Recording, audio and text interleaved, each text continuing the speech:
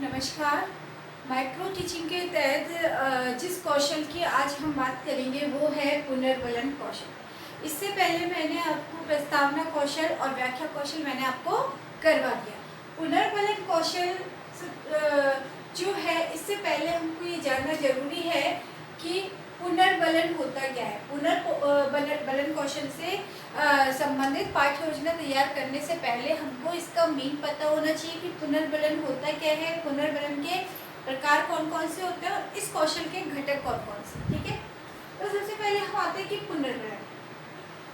आपने देखा होगा कि जब क्लास में जो है बच्चों को कोई भी वर्क करने के लिए, जब मैम या सर कोई भी काम करने के लिए देते हैं या होमवर्क करने के लिए देते हैं, ठीक है, या लर्न करने के लिए देते हैं, तो बच्चे क्या है, यदि बच्चे लर्न कर लेते हैं, है ना, या होमवर्क कंप्लीट अच्छे से कंप्लीट कर लेते हैं, बहुत क्लियर राइटिंग में, अच्छी राइटिंग में, ठीक है, तो टीचर क्या हो जाता है, खुश हो जाता है और बच्चों को क्या करता है, मोटिवेट करता है ना, यानी कि उनको पुनर्वलन देता है। बच्चों को पुनर्वलन देता है कैसे कि वेरी गुड, ये तो आपने बहुत अच्छा किया, है ना, अब आप आगे भी दोबारा ऐसा करना। तो पता है बच्चे जो है, बच्चे खुश हो जाते हैं और बच्चे उसी काम को और भी अच्छे से करने के लिए प्रेरित होते हैं। तो यही होता है पुनर्वलन। ठीक है, दूसरा कि आपसे यदि आपके पेरेंट्स बोलेंगे बेटा आप अगर ये काम करोगे तो मैं आपको चॉकलेट दूंगा, है ना, कोई भी कहते हैं बच्चों को इस तरह से लालच दे करके बेटा आप ऐसा करो मैं आपको चॉकलेट दूंगा, तो बच्चे क्या उस चॉकलेट जो होती है वो पुनर्वलन का काम करती है। तो बच्चा उस काम को बहुत अच्छे से करने के लिए क्या होता है, प्रेरित होता है उस काम को वो करने के लिए कि और भी अच्छे से वो उस काम को करें। या फिर ये कहते हैं कि बेटा अगर आप जो है अच्छी रैंक बनाओगे, इस बार अगर आपकी अच्छी रैंक आएगी तो मैं आपको ये गिफ्ट दूंगा, है ना, ऐसे नॉर्मली सभी पेरेंट्स बोलते हैं। तो बच्चा क्या है, खुश होकर के इसी काम से प्रेरित होकर के, उस गिफ्ट से प्रेरित होकर के बच्चा क्या है, जो बहुत कोशिश करेगा पूरी कि वो अच्छी रैंक ला पाए। तो ये क्या है, पुनर्वलन है, जो कि कोई भी कार्य को करने के लिए हमको क्या करता है, प्रेरित करता है। ठीक है, तो पुनर्वलन होता क्या है कि ऐसे उद्दीपनों का प्रयोग। अब उद्दीपनों का प्रयोग, उद्दीपन क्या होते हैं, जिसके जो कि उद्दीपन होते हैं जो कि हमें अपनी तरफ खींचते हैं। ठीक है, तो ऐसे उद्दीपनों का प्रयोग जिसके प्रस्तुत करने से किसी अनुक्रिया के घटित होने की संभावना बढ़ जाती है। जैसे कि मैंने अभी आपको बताया कि पुनर्वलन कोई भी कार्य को करने या गति प्रदान करने के काम में आता है या उसमें सहायक होता है, ताकि बच्चे क्या है, एक्टिव हो सके और बच्चा उस क्रिया को करे। ठीक है, पुनर्वलन की यदि हम बात करें तो पुनर्वलन दो प्रकार का होता है, सकारात्मक और नकारात्मक। अब सकारात्मक पुनर्वलन की यदि हम बात करें तो जैसे कि बच्चों से बोलो कि वेरी गुड, बहुत अच्छे, शाबाश, आपने तो ये बहुत अच्छा किया, आपने कर दिखाया, है ना, मुझे आपसे यही उम्मीद थी।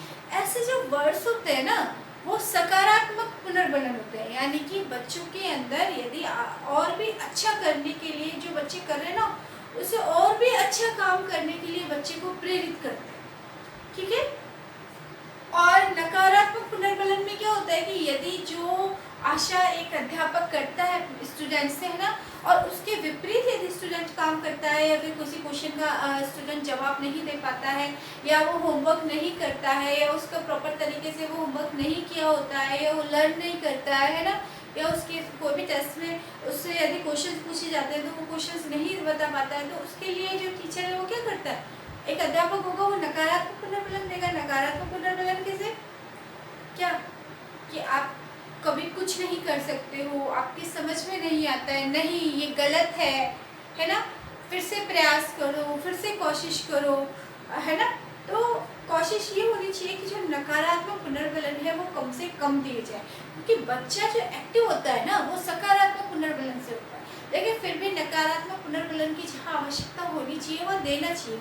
लेकिन ध्यान रखें कि नकारात्मक पुनर्वलन जब भी दिया जाए तो इस तरह से दिया जाए कि बच्चे को ठेस ना पहुंचे, है ना, यानी कहते हैं बच्चों की भावनाओं को ध्यान में रखते हुए अगर यदि नकारात्मक पुनर्वलन दिया भी जाता है तो बच्चों की भावनाओं को ध्यान में रखते हुए नकारात्मक पुनर्वलन देना चाहिए। क्योंकि कई बार बच्चे क्या है, बहुत ज़्यादा, तो बच्चों का मन क्या होता है, बड़ा सॉफ्ट सा होता है। ठीक है, और वो बच्चे क्या है उस चीज़ को दिल पे ले जाते हैं, है ना, तो वो चीज़ कई बार बच्चे को जो है कहते हैं कि वो गलत उसकी तरफ ले जाती है ना। नेगेटिव चीज़ें बच्चे के दिमाग में उसकी वजह से आ जाती है कि जो ये मैम है या सर है ये हमको कुछ समझते ही नहीं है, ये बस उन्हीं उनसे पूछते हैं, उन्हीं कहते हैं पार्टीशन वाली बात आ जाती है ना कि ये तो इन्हीं को ज़्यादा जो है अहमियत देते हैं, हमें नहीं देते हैं, हम तो कितना भी कर लो, जब करना ही नहीं, जब वो हमेशा ऐसे बोलते तो ठीक है अब हमको याद ही नहीं करना है, ठीक है हमको लर्न करना ही नहीं, ठीक है हमको सर की बात माननी ही नहीं, ये नॉर्मली होता है। ठीक है, तो ध्यान रखना चाहिए कि कोई भी नकारात्मक पुनर्वलन देने से पहले टीचर को ये ध्यान में रखना चाहिए कि ऐसा नकारात्मक पुनर्वलन ना हो जिसकी वजह से बच्चे को क्या पहुँचे, ठेस पहुँचे, इस चीज़ का ध्यान रखना है। अब आते हैं जो सकारात्मक और नकारात्मक पुनर्वलन जो होते हैं वो कितने तरह के होते हैं। यदि हम सकारात्मक पुनर्वलन की बात करें तो सकारात्मक पुनर्वलन शाब्दिक और अशाब्दिक। यदि हम जो है शाब्दिक सकारात्मक पुनर्वलन की बात करें तो जैसे कि टीचर के द्वारा कहा जाता है कोई भी क्वेश्चन का आंसर देने पर या कोई भी वर्क यदि टीचर के द्वारा दिया जाता है और बच्चा कर लेता है प्रॉपर तरीके से तो कहा जाता है वेरी गुड, शाबाश, बहुत अच्छा, अच्छा, है ना। तो ये चीज़ें जो होती है ना वो क्या देती है बच्चे, ये इसको क्या कहते हैं, शाब्दिक पुनर्वलन, जो कि बच्चे को क्या करती है और भी अच्छा करने के लिए और भी एक्टिव रहने के लिए बच्चे को क्या करती है, प्रेरित करती है। अशाब्दिक पुनर्वलन में, अशाब्दिक पुनर्वलन में जैसे कि आपने आंसर दिया और आपने जब आंसर दिया है ना, जब स्टूडेंट आंसर देता है तो टीचर बोलते हैं ना ऐसे स्माइल कर देता है ना, और फिर ये कहता है कि गुड, यानी कि इसका मतलब क्या होता है, सही है। यानी अशाब्दिक पुनर्वलन की बच्चों को पता भी चल जाए, बच्चा जो है समझ भी जाए और टीचर बोलने की जरूरत ना पड़े, है ना। या फिर हम ये कह सकते हैं कि अंगों के माध्यम से, आंगिक पुनर्वलन जिसको हम कहते हैं, अंगों के माध्यम से बच्चे को इशारों के द्वारा, है ना, और अंगों के माध्यम से जो है बच्चों को पुनर्वलन देना, शाब्दिक नहीं होता है, ठीक है। या फिर ऐसे यूं देखते रहना, है ना, इस तरह से कहते हैं कई बार बच्चे के फिर कितना इस तरह से कि हाँ आपका जो है आंसर सही है ना, ये सब कुछ। या फिर जाकर के पीठ थपथपा देना, है ना, यदि आंसर सही है तो जाकर के पीठ थपथपाते हैं ना आपके टीचर्स आपके, जब आप कोई भी आंसर देते हो तो कई बार बोलते नहीं हो, जाते हो और डायरेक्ट पीठ थपथपाते हैं ना। तो वो चीज़ किसमें आती है, अशाब्दिक पुनर्वलन। शाब्दिक पुनर्वलन जहाँ पर शब्दों के माध्यम से पुनर्वलन दिया जाता है, जैसे शाबाश, वेरी गुड। सकारात्मक, शाब्दिक सकारात्मक पुनर्वलन जहाँ पर शब्दों के माध्यम से शाबाश, वेरी गुड, बहुत अच्छे, है ना, इस तरह का पुनर्वलन दिया जाता है। ऐसे वर्ड्स यूज में लिए जाते हैं। अशाब्दिक पुनर्वलन क्या होता है, अशाब्दिक पुनर्वलन कि जहाँ पर अंगों के माध्यम से, शब्दों के माध्यम से नहीं, सकारात्मक अशाब्दिक सकारात्मक पुनर्वलन वो होता है जहाँ पर अंगों के माध्यम से, जिसको आंगिक पुनर्वलन भी बोलते हैं ना, और बच्चों को क्या दिया जाता है, सकारात्मक पुनर्वलन दिया जाता है। जैसे कि इस तरह से थंब दिखा करके कि वेरी गुड, है ना, और पीठ थपथपा के, है ना, स्माइल करके, है ना, तो ये किस में आएगा, सकारात्मक अशाब्दिक पुनर्वलन, ठीक है। यदि मैं चाहूँ मैं लिखने दी हूँ, है ना, जैसे शाबाश, बहुत अच्छे, अच्छे, है ना, ये सब को शाब्दिक पुनर्वलन में आता है ना। अशाब्दिक पुनर्वलन में पीठ थपथपाना,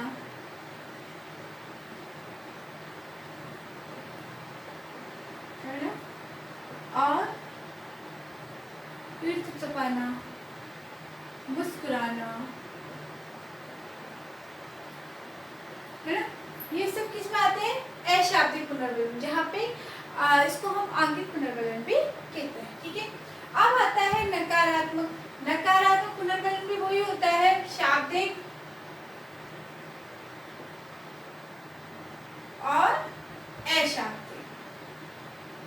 यदि हम बात करें नकारात्मक शाब्दिक पुनर्वलन की, तो नकारात्मक शाब्दिक पुनर्वलन की यदि बात करें तो नहीं, ये गलत है, ऐसा नहीं है, या आपने ये गलत किया है ना, इस तरह से। कई बार गुस्से में इस तरह से भी कह देते हैं कि आप ऐसा नहीं कर सकते, आप इस क्लास से चले जाइए, आपकी कुछ भी समझ में नहीं आता है, इस तरह के नहीं दिए जाने चाहिए पुनर्वलन। हाँ, दिया जाना चाहिए यदि बच्चे गलत करता है, बच्चा प्रॉपर तरीके से आंसर नहीं देता है, बच्चे में नहीं कोई कमी है, तो आप पुनर्वलन दो, लेकिन इस तरह से पुनर्वलन मत दो कि जिससे कि बच्चे को हर्ट हो, बच्चे को बुरा फील हो। ठीक है, तो जैसे कि नहीं, फिर से प्रयास कीजिए, आपका ये आंसर गलत है, ये गलत है ना, प्रॉपर नहीं है, हैंड राइटिंग प्रॉपर नहीं है, ये सब किसमें आएगा? अशाब्दिक नकारात्मक शाब्दिक नकारात्मक पुनर्वलन। अशाब्दिक पुनर्वलन, नकारात्मक पुनर्वलन में जैसे गुस्से से देखने में, इस तरह से देखते हैं ना, कई बार गुस्से से यूं ऐसे खड़े रह के यूं देखते रहते हैं ऐसे, है ना, या फिर ऐसे बोलते हैं कि नहीं ये गलत है, इस तरह से, है ना, इशारों से, यानी कि अंगों के माध्यम से बच्चे को जो पुनर्वलन दिया जाता है कि नहीं, हाथों से, आँखों के इशारों से, हाथों से, है ना, फिंगर्स से बच्चों को बोला जाता है ये क्या, ये गलत है, नहीं ये सही, या फिर आप खड़े हो जाइए, है ना, आप बाहर निकल जाइए, ये सब क्या होता है? ये अशाब्दिक नकारात्मक पुनर्वलन। ठीक है, तो मेरे ख्याल से समझ में आ गया होगा आपको कि शाब्दिक पुनर्वलन किसको बोलते हैं और अशाब्दिक पुनर्वलन किसको बोलते हैं। जो है पुनर्वलन कितने प्रकार का, और पुनर्वलन कहते हैं किसको है, पुनर्वलन कितने प्रकार का होता है, सकारात्मक और नकारात्मक, शाब्दिक सकारात्मक, शाब्दिक जो है शाब्दिक सकारात्मक, अशाब्दिक सकारात्मक, है ना, शाब्दिक नकारात्मक और अशाब्दिक नकारात्मक। ठीक है, अब हम आते हैं इसके घटक। तो देखो, पुनर्वलन के जो घटक हैं, पुनर्वलन कौशल जो होता है, पुनर्वलन कौशल की से संबंधित यदि पाठ्य योजना बनाई जाती है तो हमें इन घटकों का ध्यान रखना चाहिए, या इन घटकों का ध्यान हमें रखना पड़ेगा। सबसे पहले स्वीकारात्मक कथनों का अधिक प्रयोग करना चाहिए। इस तरह से क्वेश्चंस पूछने चाहिए जिसमें कि जो है ऐसे कथनों का यूज में लिया जाना चाहिए जो कि स्वीकारात्मक है ना, जो कि बच्चों के आसानी से समझ में आ जाए, बच्चा आसानी से उसका जवाब दे सके। छात्रों का उत्साहवर्धन, तो देखो यदि पुनर्वलन दिया जाता है ना, तो पुनर्वलन का उद्देश्य यही होता है कि विद्यार्थियों के अंदर उत्साह की भावना पैदा करना, विद्यार्थियों में उत्साहवर्धन करना। ठीक है, तो छात्रों का उत्साहवर्धन करना, छात्रों के साथ सहानुभूति रखना, कि ऐसा नहीं है यदि कोई बच्चा है जो होमवर्क नहीं करके आता है, तो हो सकता है कि उसका कोई रीज़न, उसके पीछे कोई रीज़न हो, तो उसको डायरेक्ट उसको पनिशमेंट नहीं देना चाहिए, उसको जो है नकारात्मक पुनर्वलन उसको नहीं देना चाहिए, जो देना चाहिए लेकिन ऐसा नहीं देना चाहिए कि उस बच्चे को हर्ट हो। ठीक है, तो बच्चों के साथ में क्या रखनी चाहिए, सहानुभूति, विद्यार्थी की भान, और ध्यान रखना कि जो ये पुनर्वलन दिया जाता है ना, ऐसे तो क्वेश्चन सब पूरी क्लास में ये होता है कि सभी बच्चों को समान मानना चाहिए। ऐसा नहीं है कि जो बच्चे इंटेलिजेंट है उन्हीं से यदि क्वेश्चन पुटअप किए तो वो बच्चे बार बार आंसर देते हैं, तो जो पीछे वाले जो बच्चे होते हैं ना, वो बच्चों का जो पुनर्वलन, वो उसका जो इफेक्ट पड़ता है ना, वो नेगेटिव पड़ता है, वो जो इफेक्ट पड़ता है वो क्या पड़ता है, नेगेटिव पड़ता है, नकारात्मक पड़ता है ना। तो क्वेश्चन सभी बच्चों से पूछने चाहिए, और सभी को जो है पुनर्वलन सभी बच्चों को दिया जाना चाहिए, क्योंकि पुनर्वलन बहुत आवश्यक है एक अध्यापक के लिए और एक शिक्षक के लिए, है ना, अध्यापक के लिए, एक शिक्षक के लिए जो पुनर्वलन बहुत आवश्यक होता है, उसको अपने स्टूडेंट्स को पुनर्वलन देना चाहिए। ठीक है, तो पहला क्या था इसका घटक, स्वीकारात्मक कथनों का अधिक, छात्रों का उत्साहवर्धन किया जाना चाहिए, छात्रों के साथ सहानुभूति के साथ, छात्रों के साथ में विद्यार्थियों के साथ व्यवहार करना चाहिए, विद्यार्थियों की भावनाओं को समझना चाहिए, विद्यार्थियों की भावनाओं को समझना चाहिए, शाब्दिक और अशाब्दिक दोनों पुनर्वलनों का प्रयोग करना चाहिए। नकारात्मक या सकारात्मक वो आपके ऊपर डिपेंड करता है। ठीक है, लेकिन शाब्दिक और अशाब्दिक दोनों पुनर्वलन का प्रयोग करना चाहिए, है ना। नकारात्मक शब्दों का प्रयोग, तो नकारात्मक शब्दों का प्रयोग आप कैसे कर रहे हो, जैसे कि मैंने अभी आपको बताया ना, नकारात्मक शब्दों का प्रयोग बहुत ही ध्यान से करना चाहिए, इस तरह से करना चाहिए कि, है ना, कि बच्चे को हर्ट ना हो।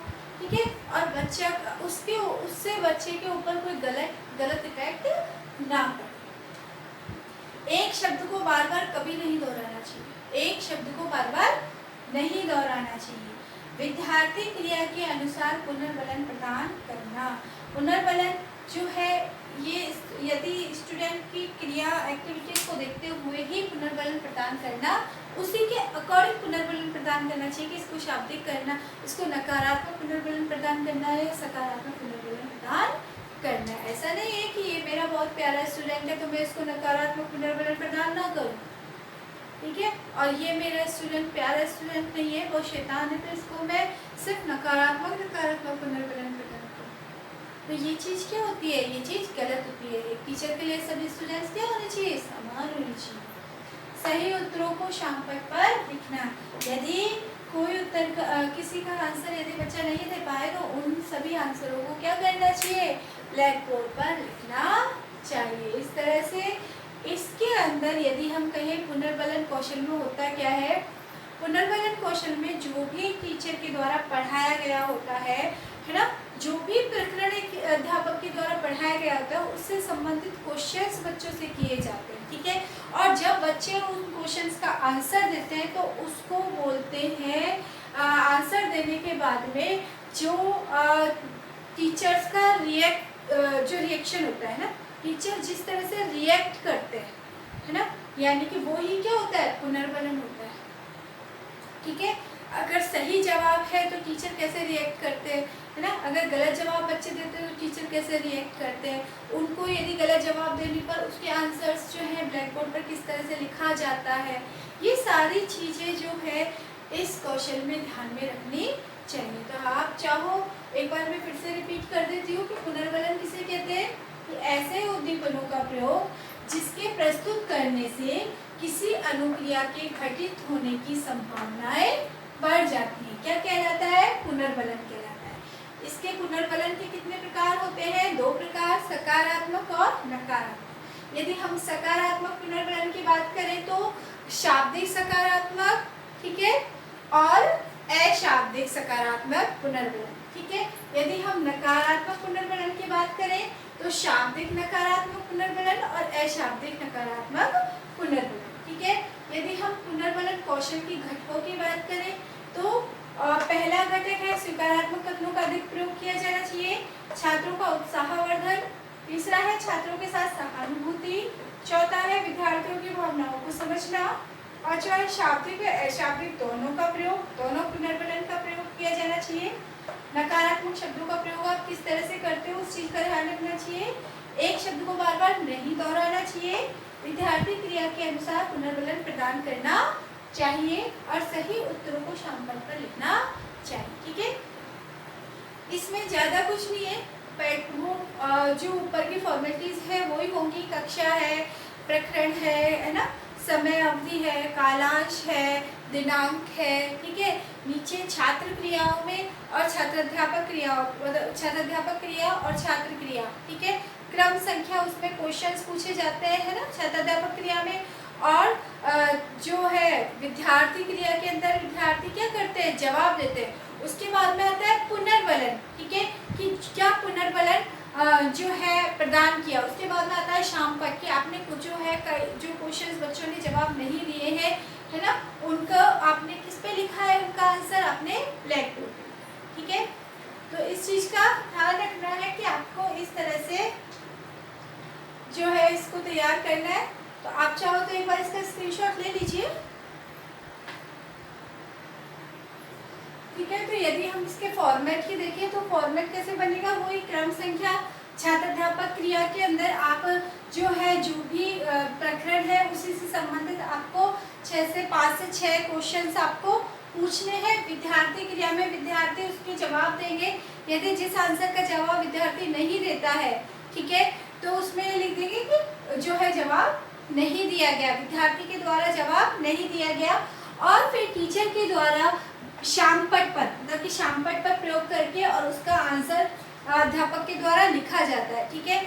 जब विद्यार्थी अध्यापक क्रिया जब करता है तो जो अध्यापक क्रिया जब विद्यार्थी उसका आंसर देता है तो आंसर देने के बाद में अध्यापक जो है कौन सा पुनर्बलन यहाँ पर देता है वो यहाँ पर आपको लिखना है कि शाब्दिक सकारात्मक पुनर्बलन देता है, शाब्दिक नकारात्मक पुनर्बलन देता है ना, या जो है अशाब्दिक सकारात्मक देते हैं या अशाब्दिक नकारात्मक पुनर्वलन देते हैं। तो यहाँ पर पुनर्वलन जो भी दिया जाता है वो लिखा जाएगा। जो आंसर्स बच्चे आंसर नहीं दे पाते तो उसका जो है आंसर यहाँ पर किसको दिया देगा, शिक्षक के द्वारा यहाँ पर शामपट का प्रयोग किया जाएगा, दिया जाएगा। छात्राध्यापक क्रिया के अंदर क्वेश्चंस होंगे, प्रकरण से संबंधित जो भी प्रकरण पढ़ाए गए हैं उससे रिलेटेड क्वेश्चंस यहाँ पे दिए होंगे। विद्यार्थी क्रिया भी क्या कर, विद्यार्थी अनुक्रिया के अंदर क्या होता है कि विद्यार्थी जो है छात्राध्यापक द्वारा जो प्रश्न पूछे जाते हैं उनका आंसर विद्यार्थी के द्वारा दिया जाता है। ठीक है, तो मेरे ख्याल से ये क्वेश्चन आपके समझ में आ गया होगा। तो आज के लिए इतना ही काफ़ी है। हमारे से टेक केयर।